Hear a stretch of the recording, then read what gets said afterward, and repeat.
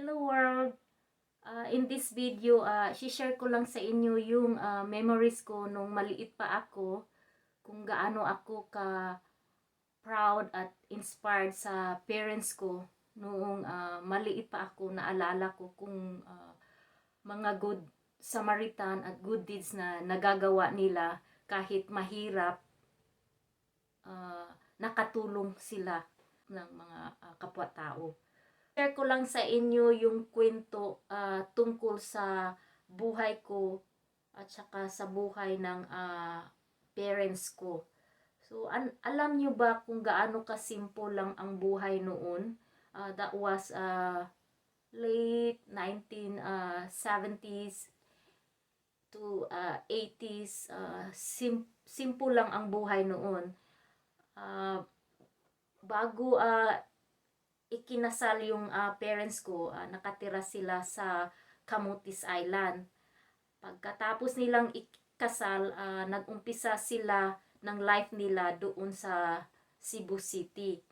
So, pinanganak ako doon sa Cebu. So, tatlo kaming magkakapatid. Ako ang pinakabunso. Yung una, yung pinapanganay namin ay yung sister ko, gitna yung lalaki, tapos ako ang pangatlo.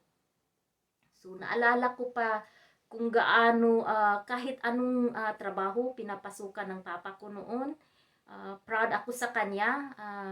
Kahit yung unang trabaho niya, naalala ko guys, conductor yan sa, doon sa Camotes Island, conductor yan sa jeep. Kahit conductor yan, hindi nahahalata kasi mapurma yung papa ko. Tinatawag nga nila noon si Romnick Sarmiento daw. Naka yan, naka purma talaga. So, nagpunta silang Cebu. Doon na nanirahan yung parents ko. Tapos pumasok yung papa ko bilang isang naalala ko pa yung road construction, ginawa niya yun. Tapos may relatives kami sa side ng papa ko, nagtrabaho doon yung papa ko as plumbing. Nag-umpisa sila sa drilling. Tapos gumagawa sila ng deep well kasi noon dati kasi wala pa yung gripo, yung mga water na yan. Uso pa kasi noong panahon na yun yung deep well, yung tinatawag na puso, 'di ba? So yun ang hanap buhay ng papa ko. Tapos nag-iba na naman ng trabaho yung papa ko. Namasukan siya sa isang company na tinatawag na Mansteel as a contractual lang yun. Tapos sige pa lang siya ng sige, tapos parang nahinto yung trabaho niya. Nag-negosyo kami ng yung pang-export na coconut, yung gagawa ng butunis, yung ganun, pero hindi nagtagal, nawala din yung negosyo. Tapos pumasok na naman ulit trabaho papa ko hanggang yung sa Mansteel, may contractual na na-assign sila doon sa Isabelite na trabaho doon sa Pasar na tinatawag na corporation na malaking company na tinatawag nilang Philippine Association, hindi ako nagkakamali, Smelting and Refining Corporation. So doon papa ko nag-umpisa, tapos nakilala siya sa yung malalaking tao sa Pasar. Tapos na regular yung papa ko. Tapos ang sipag-sipag niyang trabaho, nagiging ano siya, lead man. Kasi kung nagtatrabaho siya, marami siyang tao na naka-ano sa kanya, na dinadala niya, siya yung tawag yun, namamahala. Kasi kung anong ginagawa niya, yung mga katrabaho din niya, siya yung good model na pinapalo. Minsan nga dumating ang araw na yung Pasar company may election sila na election na sino yung maging president, vice president, tapos may treasurer pa, tapos yung mga tao, kasi kilalang kilala si Papa doon sa trabaho kasi sobrang sipag niya sa trabaho.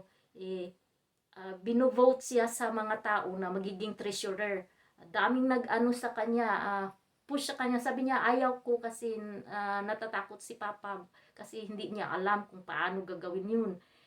Kasi yung sa tulong ng mga tao, push siya na sige, mag-run ka as a treasurer.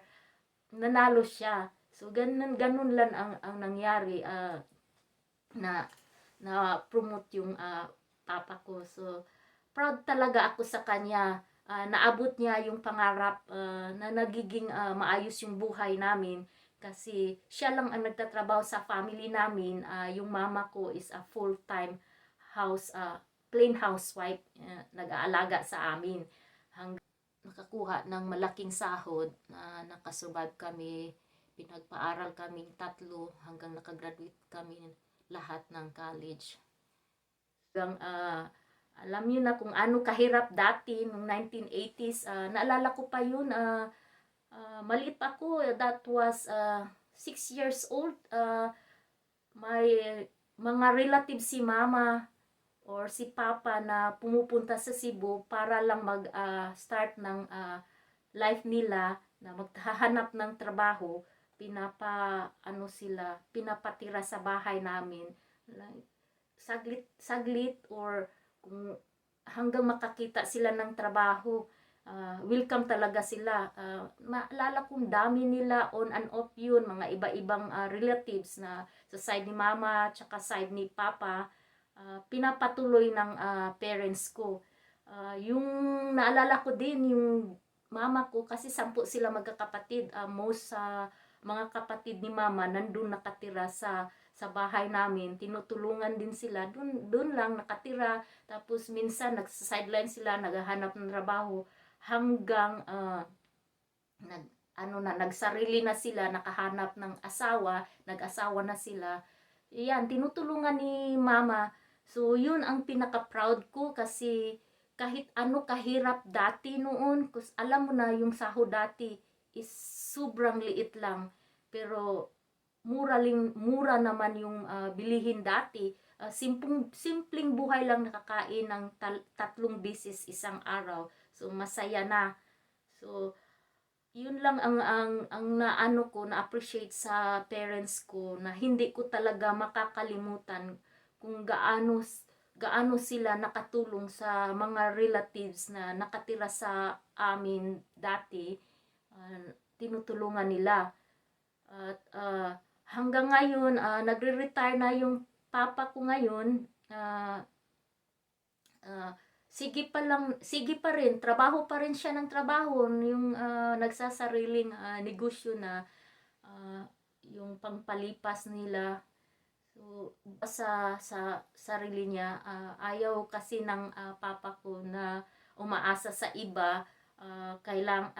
Siya, gusto niya na siya talaga ang padre di pamilya. So, yan ang proud ko sa iyo pa.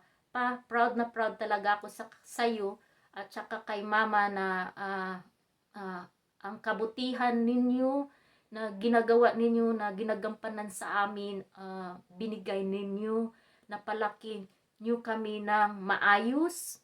Nagpapasalamat ako sa inyo dalawa. At alam ko malayong-malayo ako dito dahil sa panahon ngayon, mahirap umuwi dyan sa Pinas. Miss na miss ko kayo. Kaya yung mensahe ko ngayon ay para sa inyo. Nagpapasalamat ako sa kabutihan ninyo. I'm sorry, I'm so emotional right now. Thank you so much talaga, Papa and Mama. Mabuting tao kayo. At pinagmamalaki ko kayo. At utang na loob ko sa inyo yung pagiging yung masunurin na anak, dahil sa inyo. kung kayo talaga ang role model ko, kaya sumisipag ako magtrabaho dito para lang makatulong sa inyo. So salamat talaga.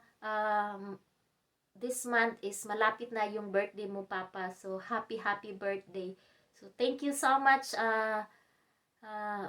everyone sa pakikinig sa kwento ko. So na ano lang ako, na gusto ko lang i-share sa inyo yung memories ko na hindi ko makakalimutan. So thank you so much. I miss you, Mama, Papa, and my sister, brothers, and niece, nephews, and my relatives, all my relatives and friends in the Philippines. I really miss you all, guys. So always keep safe. Na I hope na babalik na sa normal ang lahat, na pwede nang wala nang pwede na magbiyahe at makauwi at makavisit sa family. So sana gabayan ninyo kami, God. So thank you so much for everything. Be safe, everyone. Bye.